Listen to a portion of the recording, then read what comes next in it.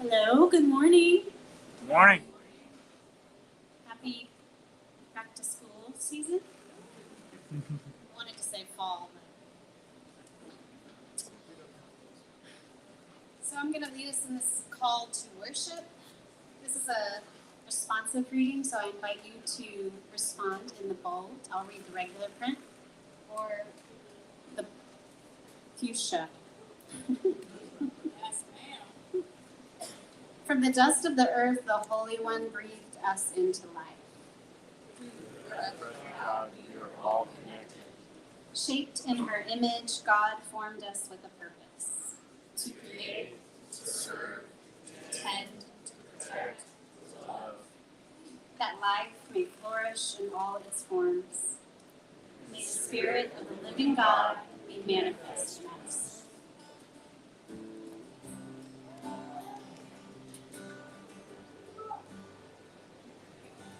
Give me a word, give me a sign.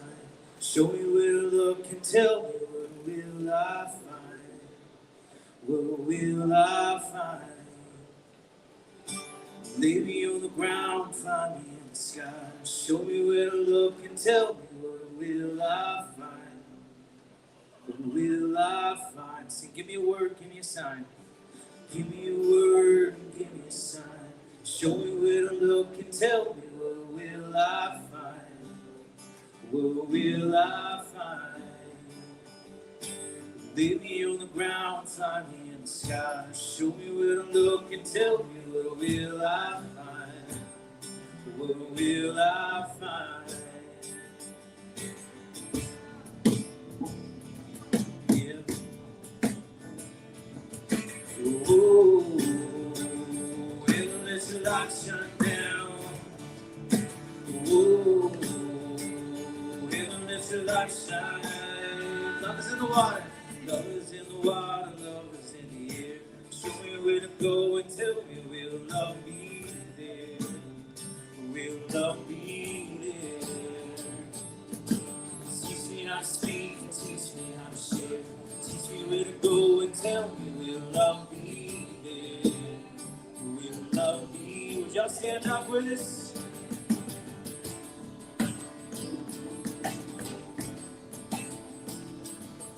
Ooh, even let your light shine down. Ooh, even let your light shine down. Ooh, even let your light shine down. Ooh, even let your light shine.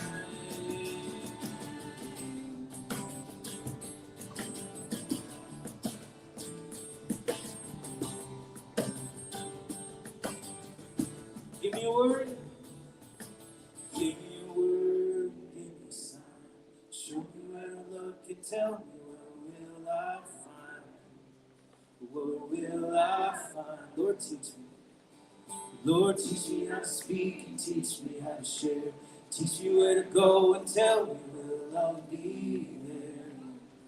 Will love be there? Say, give me a word. Give me a word. Give me a sign. Show me where to look and tell me what will I find.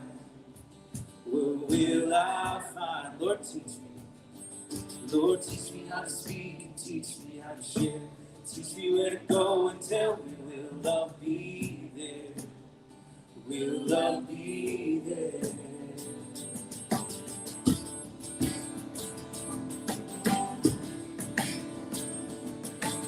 Ooh, heaven, let your light shine down. Sing that out. Ooh, heaven, let your light shine down. Ooh, heaven, let your light shine down. Ooh, heaven, let your light shine down.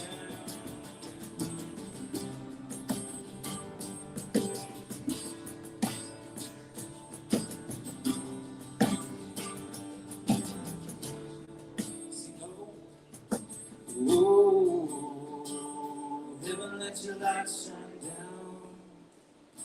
Ooh, heaven, let your light shine down. Ooh, let your light shine down. Oh, heaven, let your light shine. Will you come and follow me if I call your name? Will you go where you don't know and never be the same? Will you let my love be shown? Will you let my name be known? Will you let my life be growing you in me? Will you leave yourself? Will you leave yourself behind if I call your name? Will you care for cruel and kind and never be the same? Will you risk the hostile stare? Life attacked or scared? Will you let me answer prayer in you? Will you let the blinded see? Will you let the blinded see if I call your name? Will you set the prisoners free and never be the same? Will you kiss the leper clean and do such as this unseen and admit to what I need in you?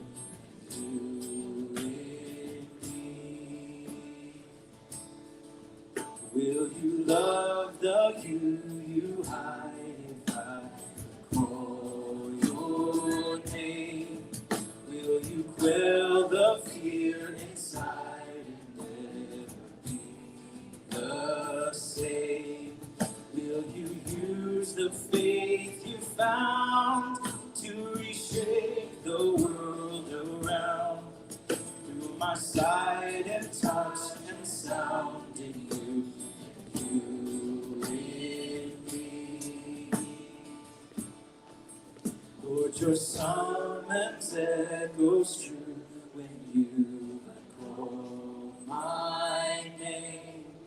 Let me turn and follow you and never be the same. In your company I'll go where your love and footsteps show. Thus I'll move and live and grow in you and do in me. You guys can see.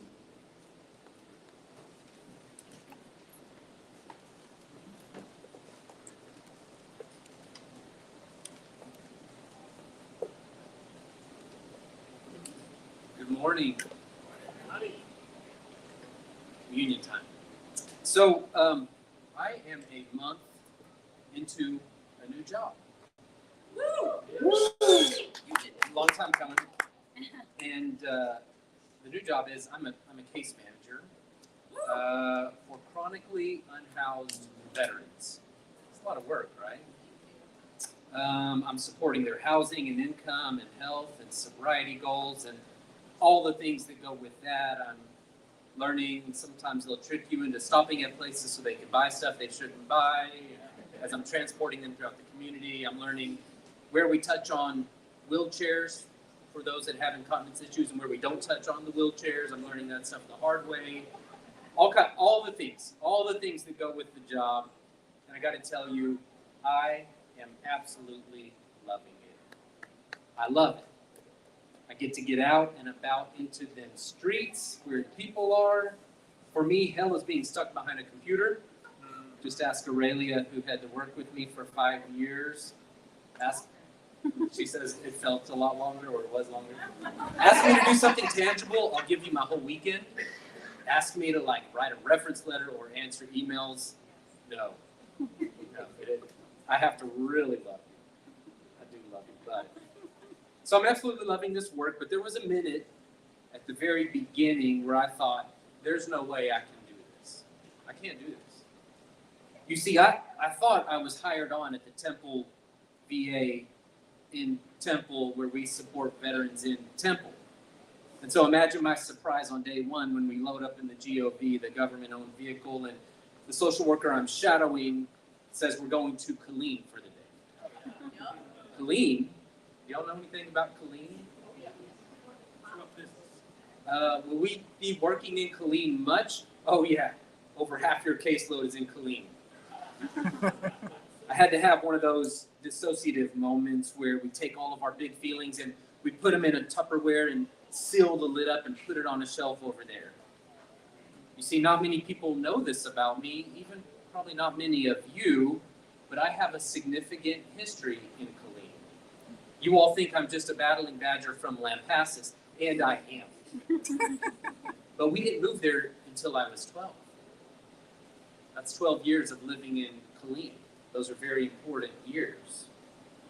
So prior to that, that's where we lived. And you don't know that because that shelf I talked about where I put my stuff, that is full of Tupperwares where I keep all my Killeen memories. They're covered in a thick layer of dust, untouched and even untouchable. My God, how am I going to do this? I wondered. Killeen.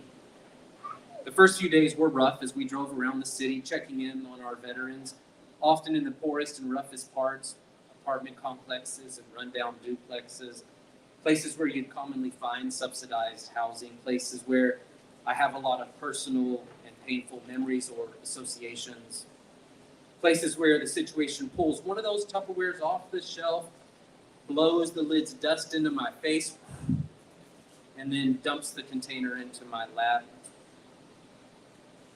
And let me tell you, I love my work in these communities.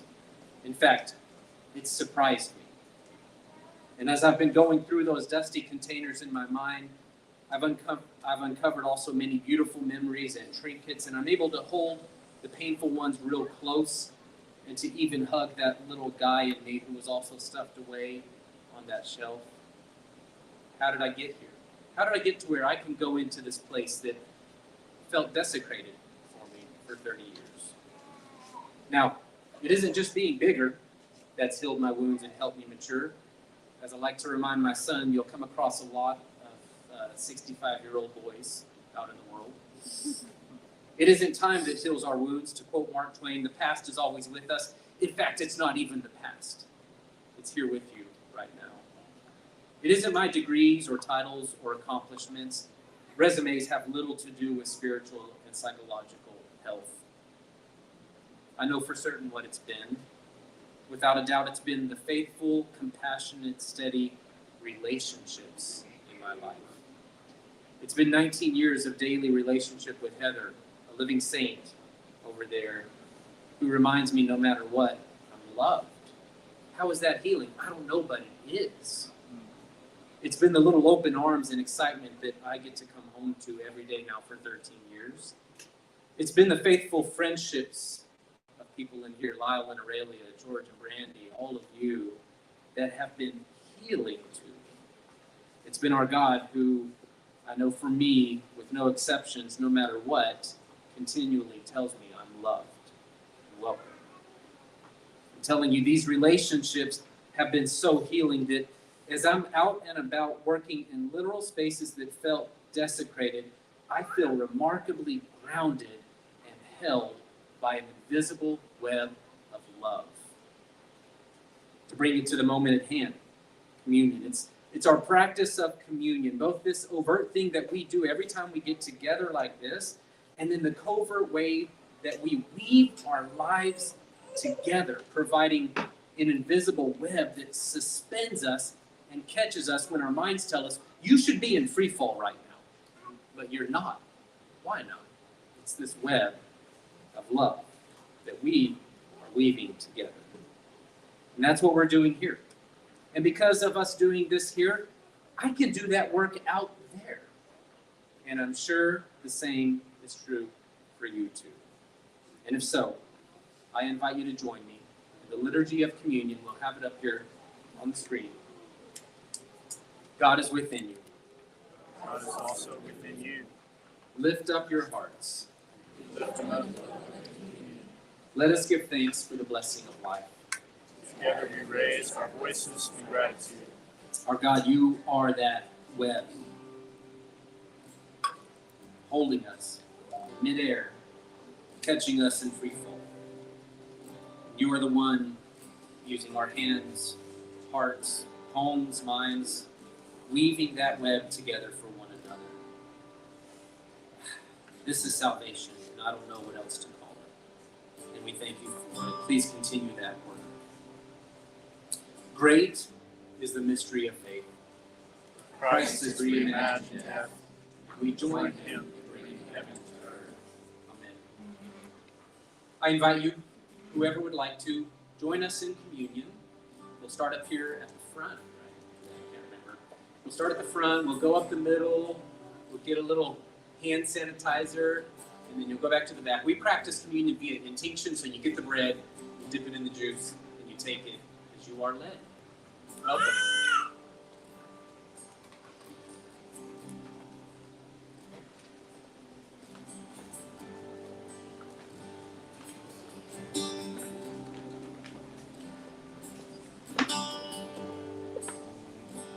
God is my shepherd, I won't be wanting, I won't be wanting.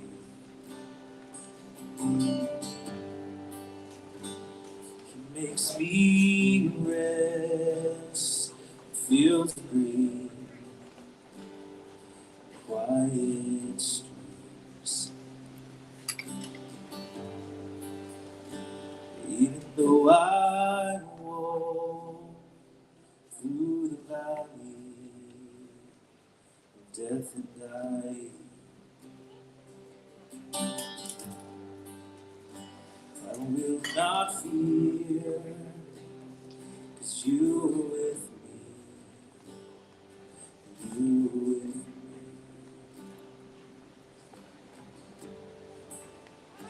God is my shepherd, I won't be wanting, I won't be wanting. He makes me rest, fields of green, quiet streams. Even though I walk through the valley of death and dying,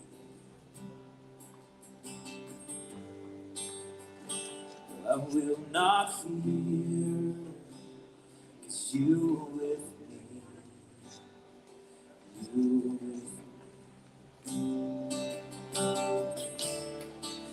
Shepherd's staff comforts me, you are my feast, in the presence of enemies, surely goodness will follow me, the house of God forever.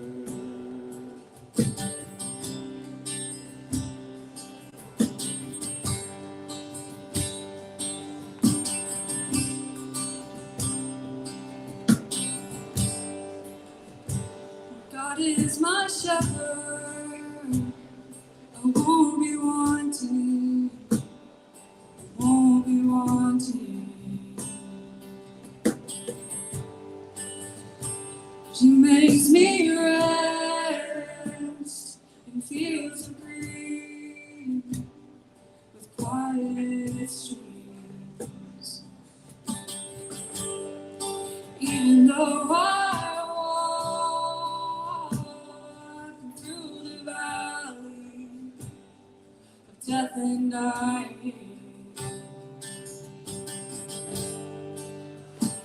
I will not fear, 'cause you are with me, you are with me. The shepherd's staff comforts me,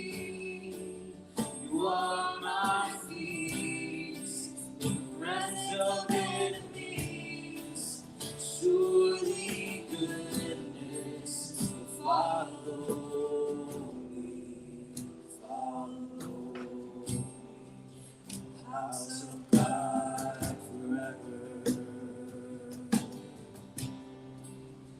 House of God forever.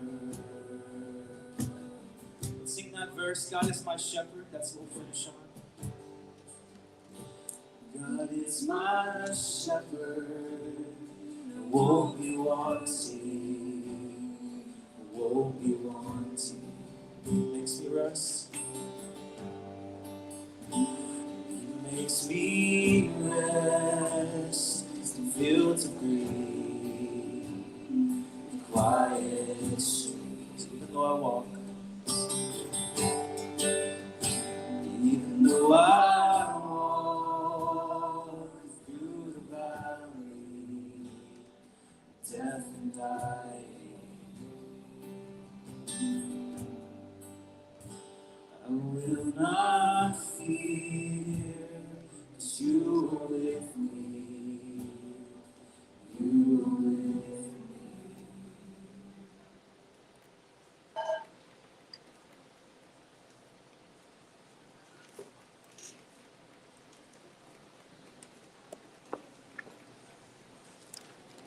Hello, kiddos. Come join us at the front.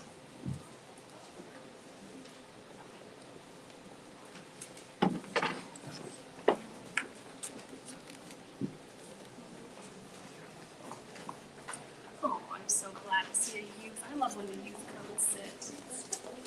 Good to see you.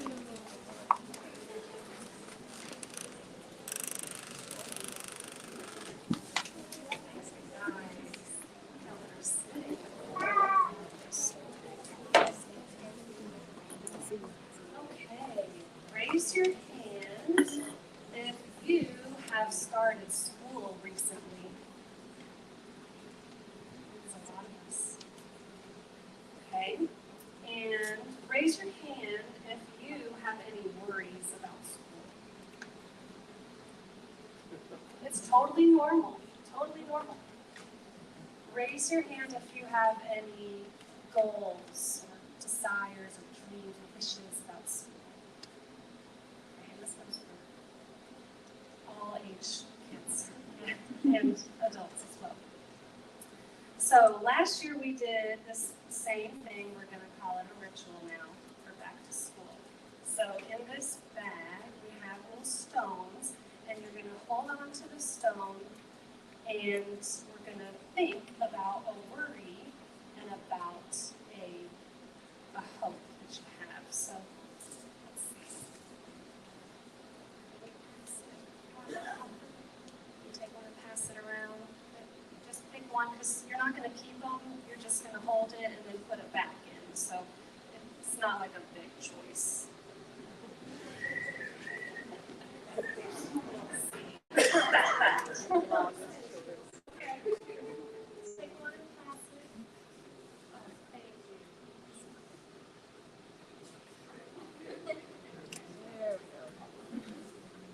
Yeah, you just pick it for him. That's a good choice. It's all natural of the earth. Okay, so hold it in your hand. Think about it. Okay, first we're going to call it our worry stone. So first it's going to be your worry. And if you don't have a stone, you can participate. If you work in schools or you go to big schools, think about a worry you have.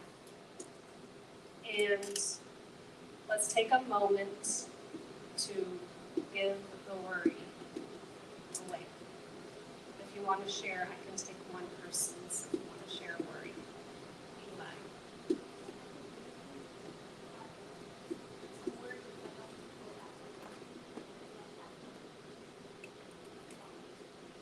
Academically, yeah, that's a big worry. Thank you for sharing. I know that's hard to share. That's a lot of stress, homework, grades. Okay, so now take your stone, and now we're going to transform it into a hope stone. So think about it, rub it, hold it, and now think of a hope that you have for this school year. And Eli's ready to share.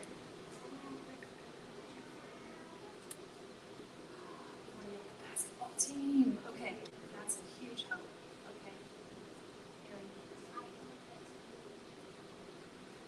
the school gets shorter.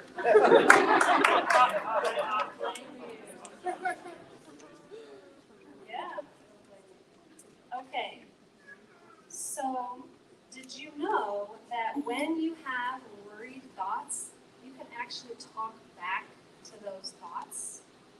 And you can remind yourself of what is true and who you are and who God is and what God has done.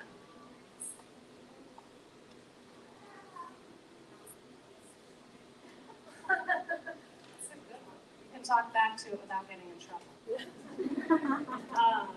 So you can say, when you have a worry enter your mind, you can say, I'm safe.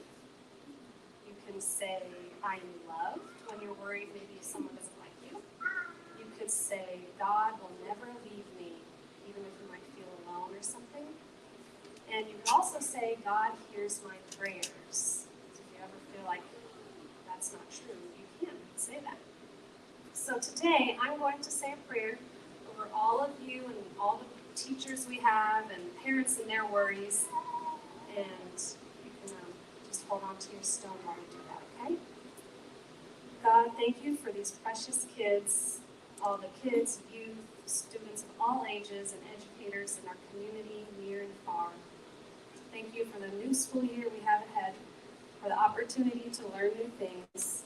We come to you in whatever state we are in right now. Some of us might be excited, scared, grieving, nervous, curious. Whatever feelings or mixture of feelings we have, we know you're here for us. We trust you hear our prayers. We ask that these kids will be blessed abundantly this year with the teachers they need, the helpers they need around them.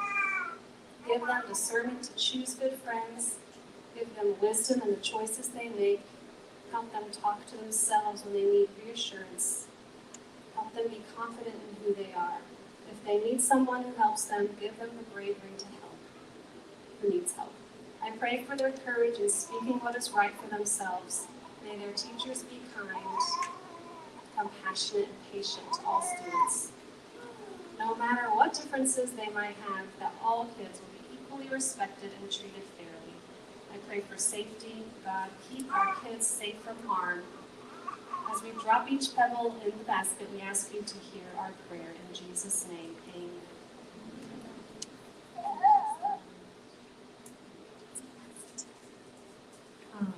Okay, so a couple of notes. We have new sticky labels for parents to fill out when you come in. We're still streamlining it as to where that's going to happen, but just be aware. And our kiddos of ages 5 to 8 are invited to go to the kids building. I'm sorry, 9 and 10-year-olds, you're with us from now on because we're growing. So my heart goes out to you. I know you're sad. And we also have a little back to school prayer that Sarah's going to hand out for Connor. And you can take this, put it in your backpack, and keep it for your new school year. Thank you for your attention. So we're going to go back to the back with, this is Penny, our new child care worker.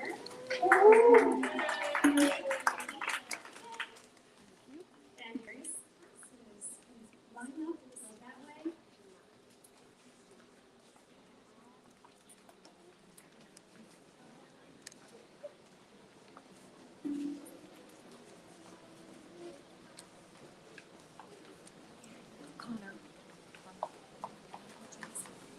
Okay, so I wanted to introduce our next element leader this morning because this is a continuation from our summer series.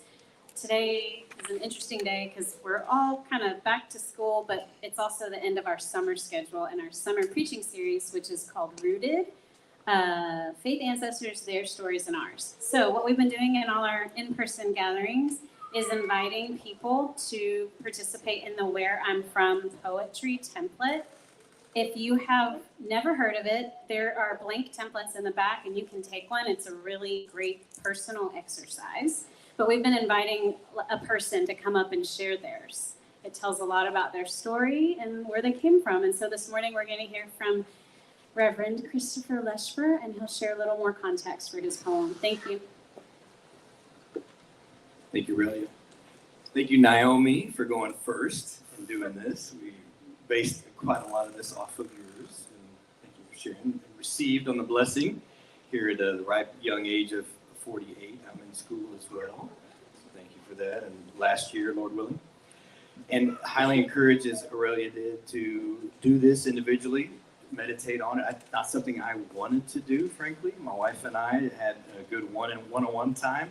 Thank you, babe, for going first as well and walking me through it. And as a very level of extrovert, she said mine's better, only to get me up here, so she didn't have to do it. Hers is actually better, so please listen to hers, get hers. And if you have any questions on mine, this is a great opportunity to reach out, to get to know as far as context. I'd let the poem speak for itself a bit and go from there. So thank you all for the opportunity. I am from calloused hands and pocket knives, from fertilizer and Roundup. I'm from blackland clay, dry cracks so large you could fall into them. I am from dark night skies, drinking from the water hose and fireflies. I'm from beer and barbecue, country dance halls, Friday night lights, and the 12th man. Ooh, there we go. From Rudolph and Aline, from damn I'm good, and if it's gonna be, it's up to me. From money don't grow on trees, to how many times do I have to tell you? I'm from nighttime prayers, Sunday school, and the old rugged cross. I'm from the home of German. I'm from German immigrants, the home of the hustling hippos. Badgers, where are you? Fighting Texas Aggies. Woo. Chicken fried deer steak, homemade dill pickles, and sherry beef. From World War II shell-shocked serviceman to successful family farmer. From a blind date, engaged within a week, city girl, mom, to the shock of family farm life, still married half a century later. The bookshelves full of photo albums to artifacts on the walls, and an attic full of heirlooms, adored, affirmed, and grateful. Glory to God.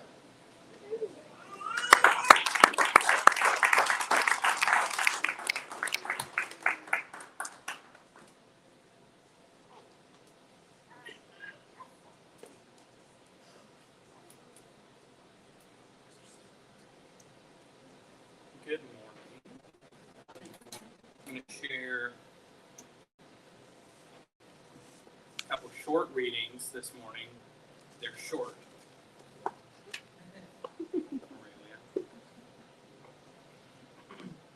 The first reading is, I gotta make sure I'm doing the right one. It's in here. I picked these. It's from 1 Samuel chapter 18, verses 20 through 21, and then adding verse 29. This is now, at the same time, Saul's daughter Michal loved David. Saul was told in the matter was all right in his eyes. So Saul said to himself, let me give Michal to David, that she may be a snare for him, and that the hand of the Philistines may be against him. So Saul said to David a second time, through the second shall you be my son-in-law this day. And Saul became the enemy of David every day from then.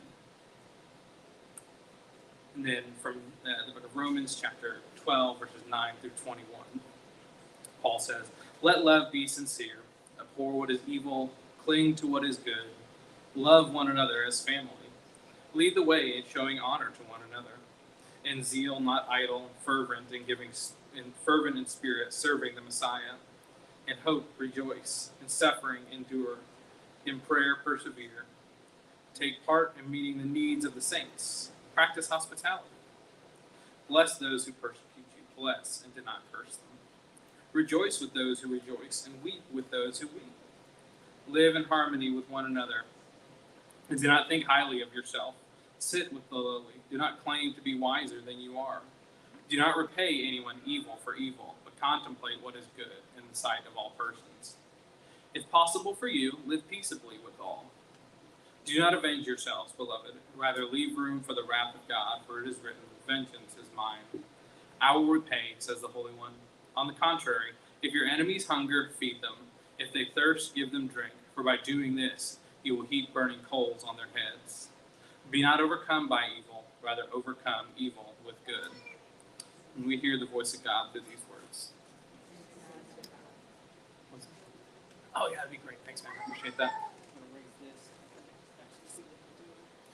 Oh yeah, that's fantastic for me. Okay, there we go. Hey, good morning.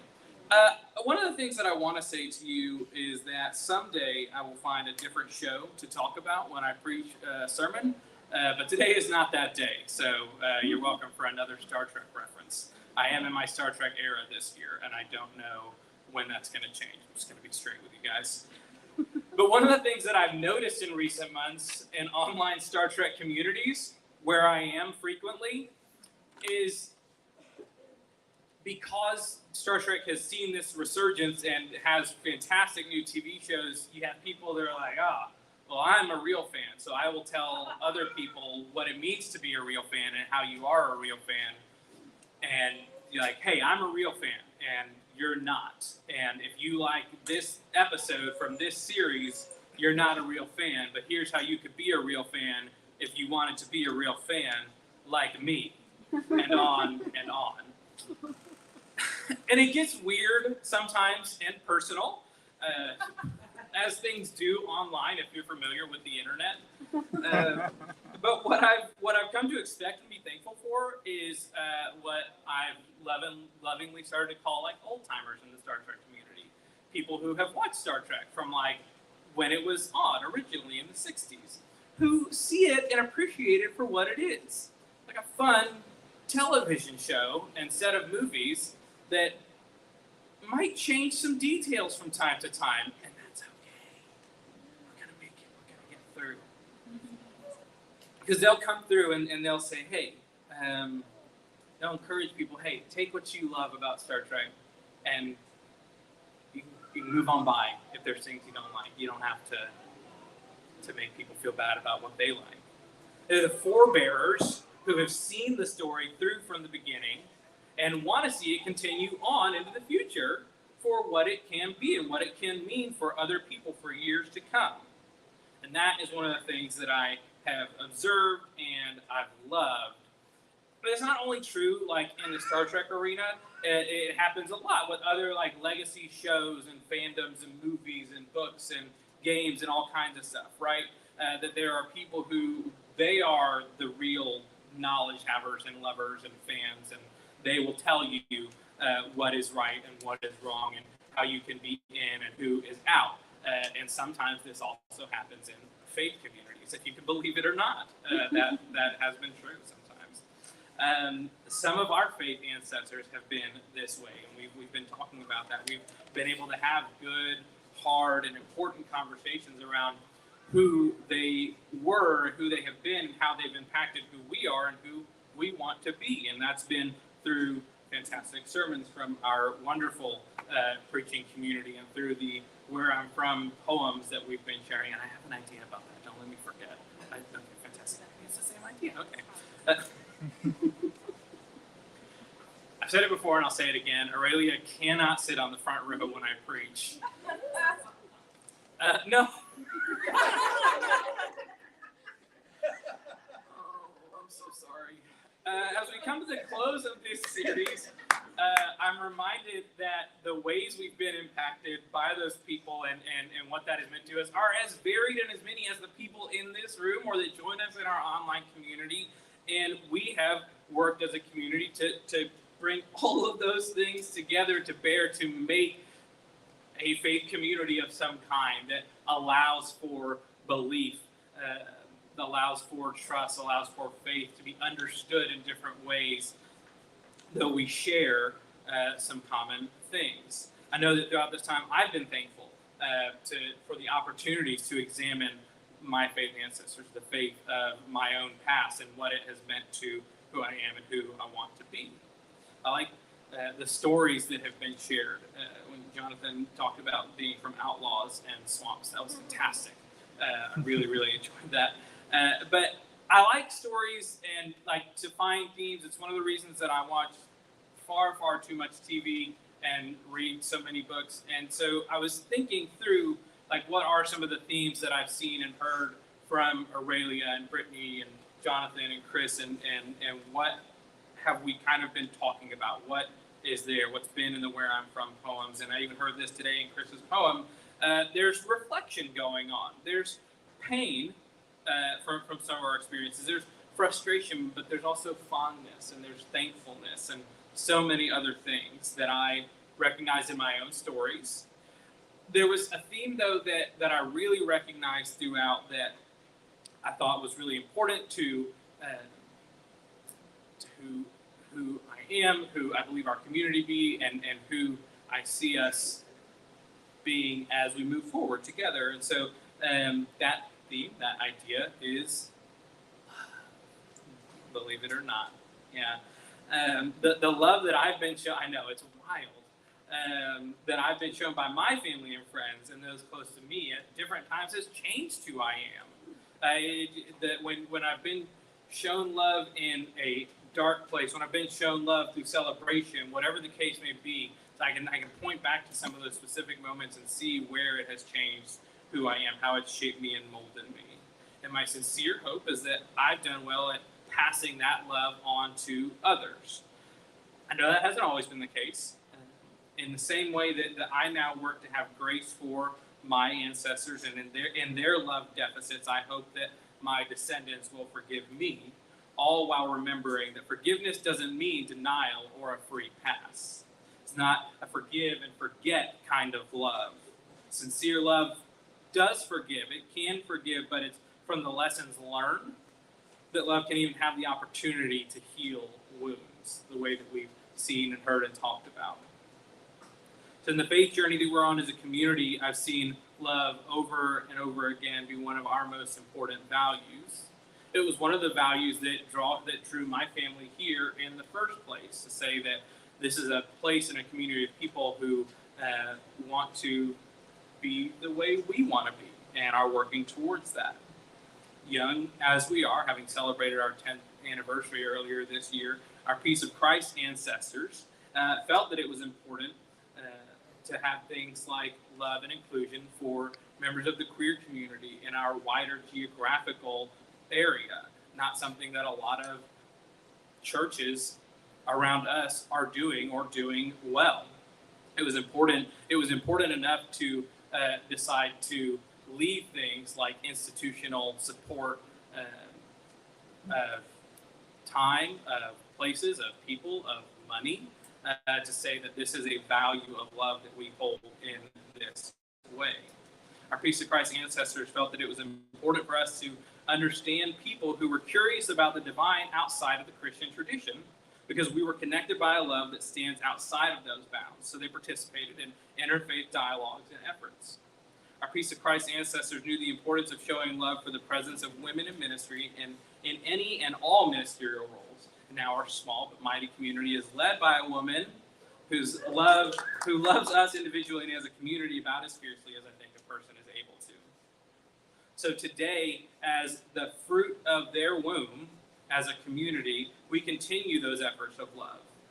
Inside of our community, that has looked like a love for our young children that doesn't assume their baptism and participation in our chosen faith as a foregone conclusion to be waved on by, but as an act of faith formation and choice that they are invited to make.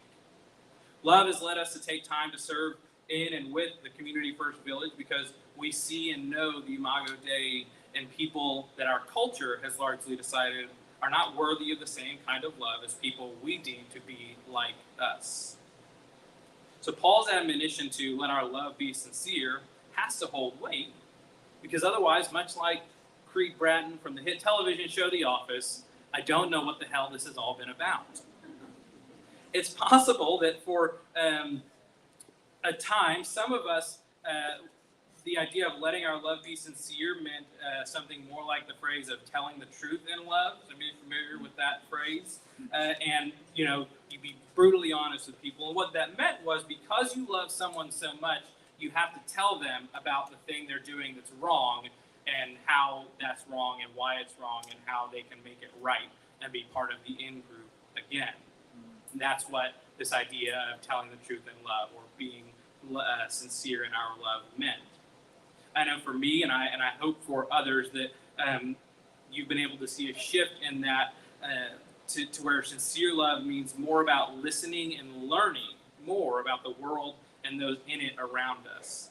Letting sincere love mean that we want to better inhabit the world around us as people who look like this ancient Jewish rabbi in the way that he modeled to live. One of the things I found interesting in the reading from 1 Samuel, and typically when I'm reading, it'll be from a translation by Dr. Wilda Gaffney, is that she notes that Michal is the only woman in Scripture whose love for a man and not her son is noted. Her romantic love for a partner and not for a child is noted. This gives a contrast to the kind of love that Paul is talking about. Until, like relatively modern times, women in royal families were used in their cultures to be married off for alliances, for money, to shore up power, to make sure this one thing didn't go wrong, things like that. So while Michal loved David, she was being used as a bartering chip, an intense political back and forth between Saul and David. The end of the story claims that after she's used for David to be grafted into Saul's family, that Saul became David's enemy from then on. So in contrast to David and Saul's relationship and the way they treated each other, like trying to kill each other a couple times, Paul encourages us to bless those who persecute us, to the people that are not like us, don't think like us, don't look like us, maybe don't believe or practice like us, to bless them, to understand them, to know them, to love them. This is what sincere love looks like. I won't pretend that the examples we've been given by our faith ancestors make sincere love look easy. Being the fruit of some controversial wounds can make it hard to live out Paul's encouragement to be at peace with other people as far as it's possible for us.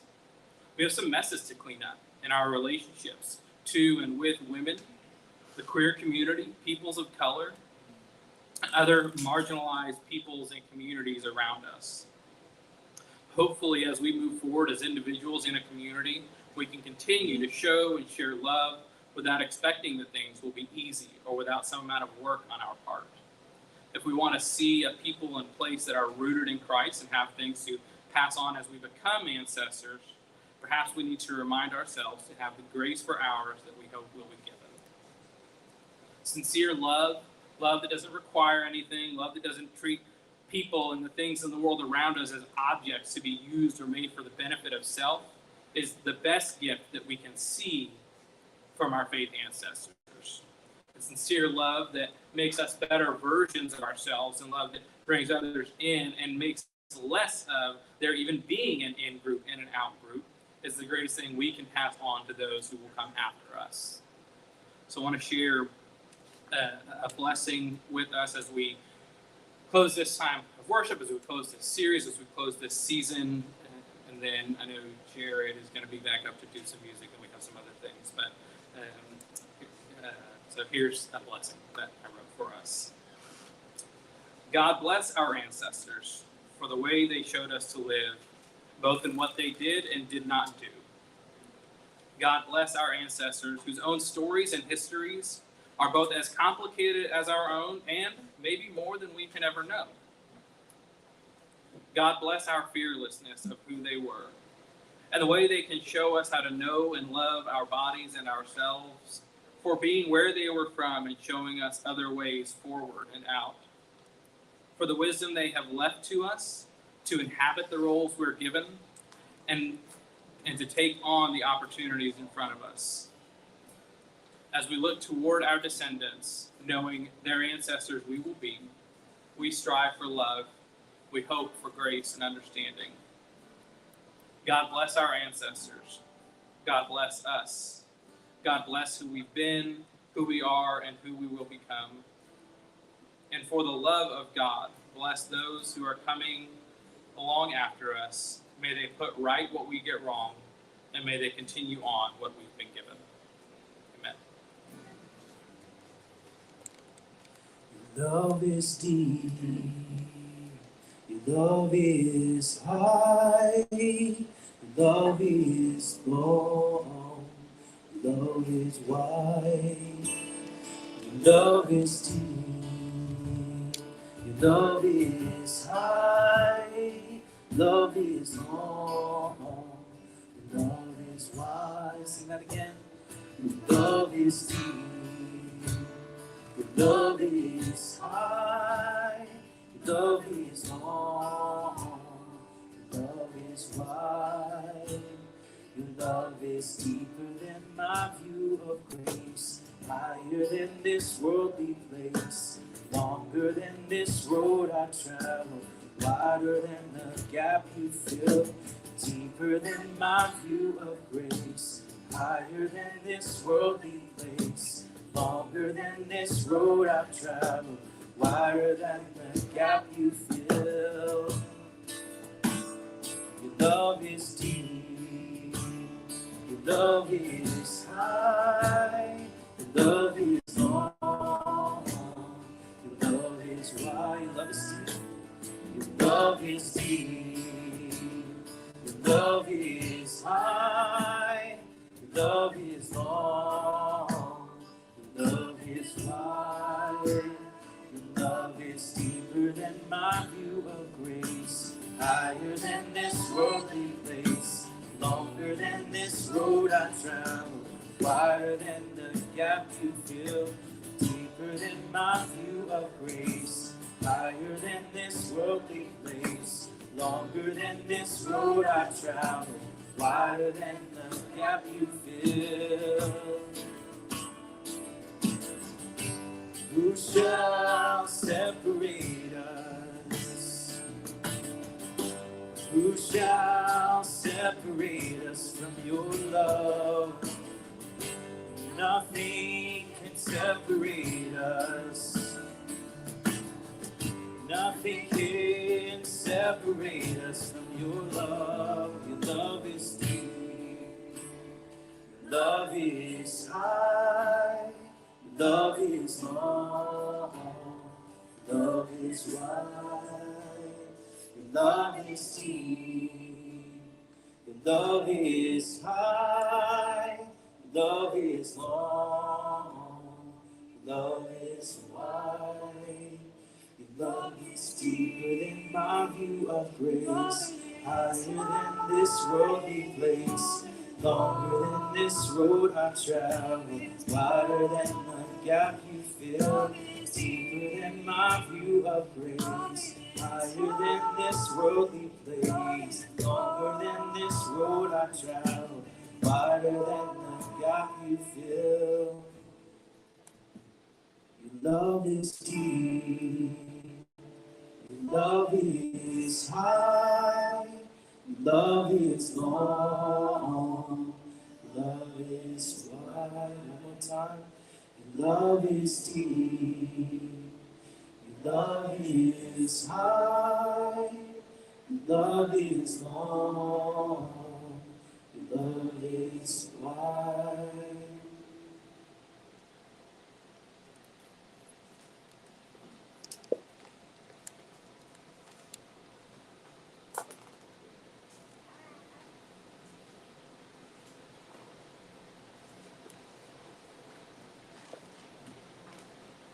Okay, I have just a few announcements. Thank you for the beautiful music and the sermon. I just have to tell y'all a story just real quick. So we had an auction for the first time in history last January, and one of the prizes was a parking space of honor, and the prize was called the first will be first, obviously. And so Jet here, he won that prize, and he won the parking space of honor, and we printed his face on a parking sign, and we put that out every week right up here. And when he won the auction, he said to me, "This will be perfect for when baby comes."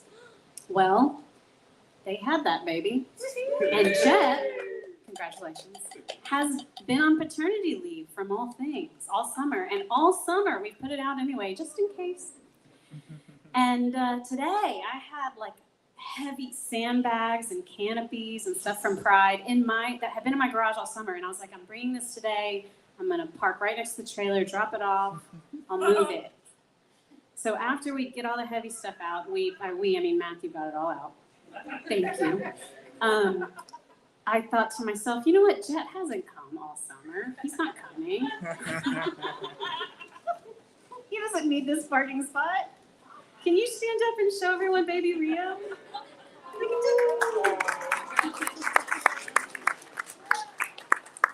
So if anyone can figure out how to distill that story down into a one line to add to Alanis Morissette's song, Ironic, please submit it on the local page. Okay, few announcements. If you are visiting and you're interested, there are items back there on the table. Most of them are outdated, but there are emails on them and there's pictures and, there is information on them and some of it is correct. So if you get it, Jessica's back there and she can answer questions about which of those documents are right. Okay. There's kids registration. That Naomi mentioned this. We're going to have kids registration now that we're in fall and we have more people coming. We have a process on the kids table. And so check that out if you have kids whenever you come back. We meet here on the second and fourth Sundays of every month. And we don't have any church next week because it is Feed Your Soul Sunday on the first Sundays where we pause all programming. So don't show up anywhere. Nothing's happening. I also wanted to mention, nevertheless, she preached. Yeah. Where's Kendall? Oh, there she is. We have the co-founder and executive director among us. Yes.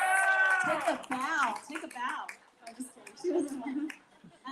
That is a conference. Please look it up. Nevertheless, she preached. We really don't do programming all that much in September because, like, a lot of us just go to it. And this year, I just accepted the fact that we really do just like to show up there as much as we can. So check it out. See if you can show up at any of the moments. There will be a group of us there, and we sit together, and it's fun and important. Okay, I have something here. Oh, sign up. That was the kids sign up. Right after, at like 11:30 or 11:40. We're going to meet, whoever wants to is going to come in here for Brittany's final sound healing of the summer. This is Brittany. And if you are at all interested, you should come because it's less expensive than a massage, but you feel the same when you're leaving. So that's my pitch, but it's also healing internally. Okay, finally, can I have Jonathan up here?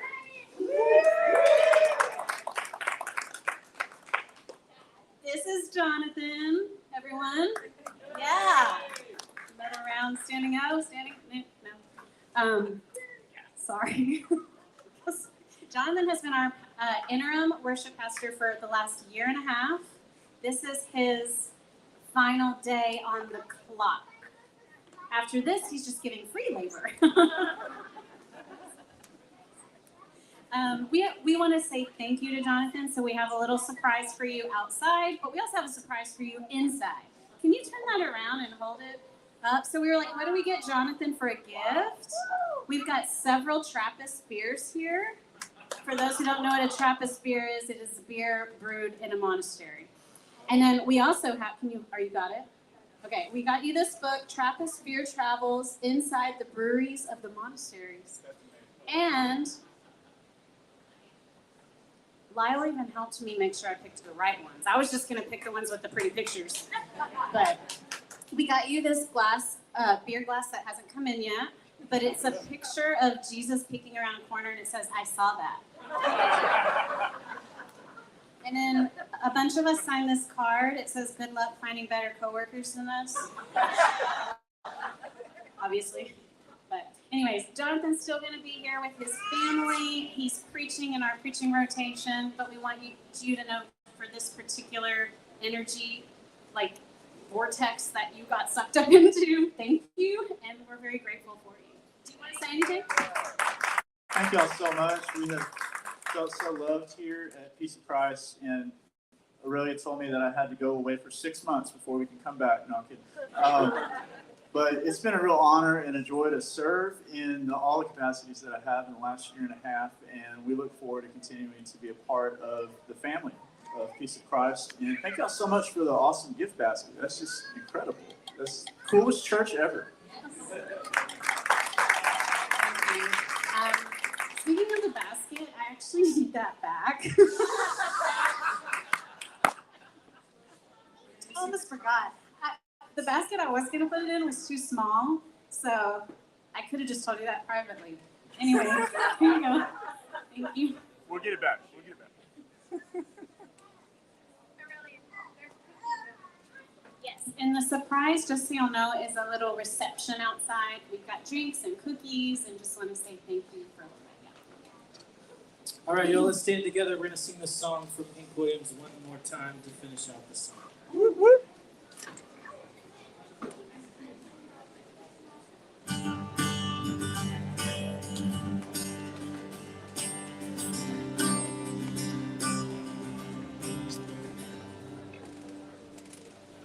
I wandered so aimless, I filled with sin. I wouldn't let my dear Savior in. Then Jesus came like a stranger in the night. Praise the Lord, I saw the light. I saw the light. I saw the light. I saw the light. No more in darkness, no more at night. Now I'm so happy, no sorrow inside. Praise the Lord, I saw the light. Just like a blind man, just like a blind man, I wandered along. Worries and fears I picked for my own. Then like a blind man, got me back beside. Praise the Lord, I saw the light. I saw the light. I saw the light. No more in darkness, no more at night. Now I'm so happy, no sorrow inside. Praise the Lord, I saw the light.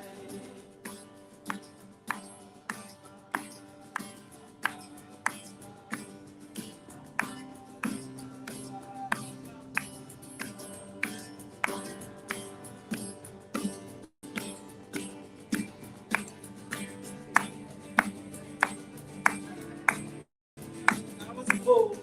I was a fool to wander and stray. Straight is the gate and narrow the way. Now I have traded the wrong for the right. Praise the Lord, I saw the light. Here we go. I saw the light. I saw the light. No more in darkness, no more at night. Now I'm so happy, no sorrow inside. Praise the Lord, I saw